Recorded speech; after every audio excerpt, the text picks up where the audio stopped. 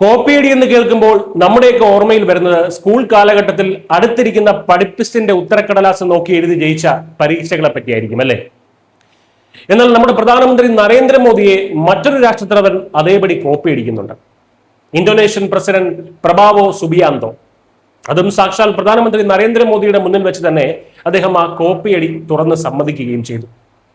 അതെ, മോദി സർക്കാരിന്റെ ഭരണ നേട്ടങ്ങളും വികസന മാതൃകകളും അതേപടി പകർത്തി തങ്ങളുടെ രാജ്യത്തും നടപ്പിലാക്കാനുള്ള ആവേശത്തിലാണ് ലോകത്തിലെ ഏറ്റവും വലിയ മുസ്ലിം രാഷ്ട്രമായിട്ടുള്ള ഇന്തോനേഷ്യ.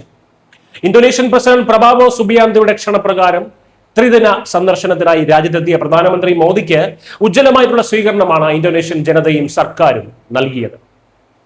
തങ്ങളുടെ പരമോന്നത സിവിലിയൻ ബഹുമതിയായിട്ടുള്ള ബിൻതാങ് ആദിപൂർണ നൽകി പ്രധാനമന്ത്രി നരേന്ദ്രമോദിയെ ആദരിച്ചുകൊണ്ടാണ് ഇന്തോനേഷ്യ ഈ സൗഹൃദത്തിന്റെ ആഴം ലോകത്തിന് മുന്നിൽ തുറന്നു കാണിച്ചു കൊടുത്തത്. ഇന്തോനേഷ്യൻ പ്രസിഡന്റ് വാക്കുകൾ ഇങ്ങനെയായിരുന്നു: ബഹുമാനപ്പെട്ട പ്രധാനമന്ത്രി നരേന്ദ്രമോദി, ഞാൻ ഇന്ത്യൻ സംസ്കാരത്തിന്റെയും ഇന്ത്യൻ ചരിത്രത്തിന്റെയും ഒരു വലിയ ആരാധകനാണ്. കൂടാതെ നിങ്ങളുടെ കരിയർ ഞാൻ പിന്തുടരുന്നുണ്ടെന്നും ഞാൻ സമ്മതിക്കുന്നു. നിങ്ങളുടെ പല പ്രോഗ്രാമുകളും ഞാൻ അനുകരിക്കാറുണ്ട്. അത് സമ്മതിക്കുന്നതിൽ എനിക്ക് യാതൊരു മടിയുമില്ല. കാരണം അത് ദശലക്ഷക്കണക്കിന് ആളുകൾക്ക് വിജയകരമാണ്. ഇന്ത്യ ഒരുപാട് പുരോഗതി കൈവരിച്ചിട്ടുണ്ട്. അതിനാൽ നിങ്ങളുടെ കരിയർ ഞാൻ പിന്തുടരുന്നുണ്ടെന്നും നിങ്ങളുടെ പല പ്രോഗ്രാമുകളും ഞാൻ അനുകരിക്കാറുണ്ടെന്നും പരസ്യമായി സമ്മതിക്കുന്നു. മാത്രമല്ല, ഇത് ഞങ്ങൾക്ക് വിജയകരമാണെന്ന് തെളിയുന്നുമുണ്ട്. അതിനാൽ ഒരുപാട് നന്ദി. താങ്കളുടെ ഈ പ്രോഗ്രാമുകൾക്ക് പകർപ്പവകാശം ഇല്ലാത്തതിൽ എനിക്ക് സന്തോഷമുണ്ട്. ഇതായിരുന്നു ഇന്തോനേഷ്യയിൽ നിന്നുള്ള പുതിയ മോദി ആരാധകനായിട്ടുള്ള പ്രബാവോ സുബിയാന്തോയുടെ വാക്കുകൾ.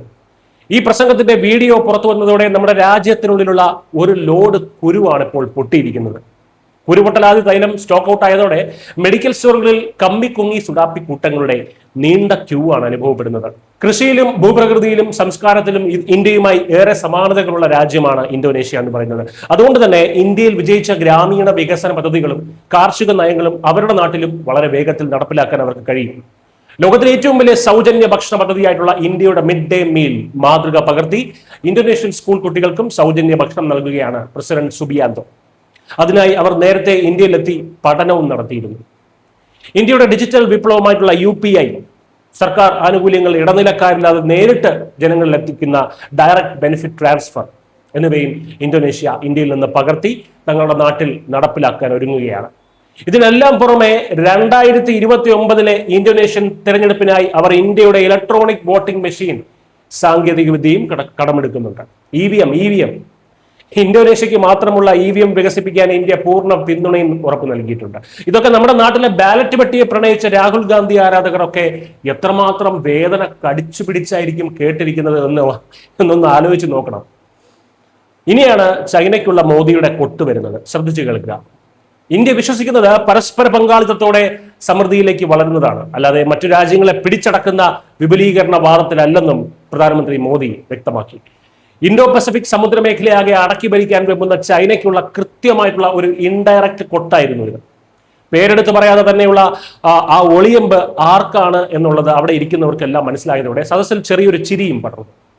സബ്കാ സാത്ത് സബ്കാ വികാസ്, അതായത് എല്ലാവരുടെയും പങ്കാളിത്തത്തോടെ എല്ലാവർക്കും വികസനം എന്ന ഇന്ത്യയുടെ മന്ത്രം ഇന്തോനേഷ്യൻ പാർലമെന്റിലും അദ്ദേഹം ആവർത്തിച്ചു. നമ്മുടെ ആൻഡമാൻ ദ്വീപുകൾക്ക് സമീപമുള്ള ദക്ഷിണ ചൈന കടൽ ഉൾപ്പെടെയുള്ള മേഖലകളിൽ ചൈന ആധിപത്യം സ്ഥാപിക്കാൻ ശ്രമിക്കുന്ന ഒരു സാഹചര്യം നിലവിലുണ്ട്. ഈ സാഹചര്യത്തിലാണ് പ്രധാനമന്ത്രി നരേന്ദ്രമോദി സ്വതന്ത്രവും തുറന്നതും എല്ലാവരെയും ഉൾക്കൊള്ളുന്നതുമായിട്ടുള്ള ഇൻഡോ പസഫിക് മേഖലയുടെ ശക്തനായ വക്താവായി ഇന്ത്യയെ അവതരിപ്പിക്കുന്നത്.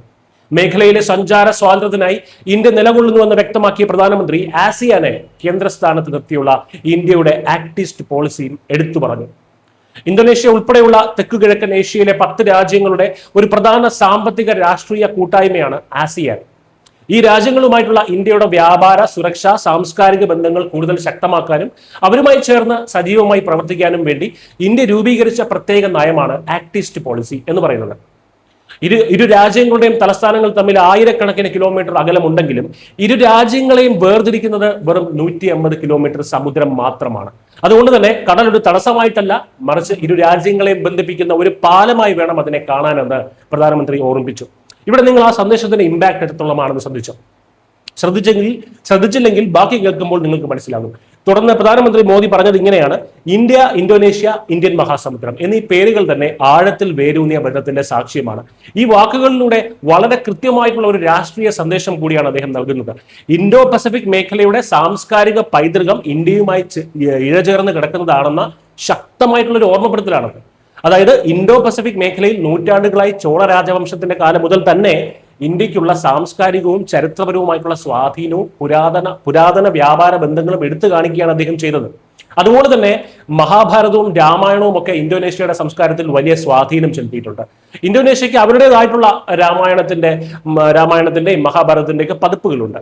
ചൈന ശ്രമിക്കുന്നത് പോലെ ആയുധങ്ങൾ കാട്ടി പേടിപ്പിച്ചിട്ടുള്ള ഒരു വിപുലീകരണത്തിനപ്പുറം ഈ സമുദ്രമേഖലയിലുള്ള ഇന്ത്യയുടെ ഈ സാംസ്കാരിക സ്വാധീനം അഥവാ സോഫ്റ്റ് പവർ, അതാണ് ഇവിടെ പ്രധാനമന്ത്രി മോദി അടിവരയിട്ട് പറയുന്നത്. ചരിത്രപരമായി ഈ കടലും തീരങ്ങളും തങ്ങളുടെ സംസ്കാരത്തോട് ചേർന്ന് കിടക്കുന്നതാണെന്ന് ലോകത്തോട് വിളിച്ചു പറയുകയാണ് മോദിയിലൂടെ ഇന്ത്യ.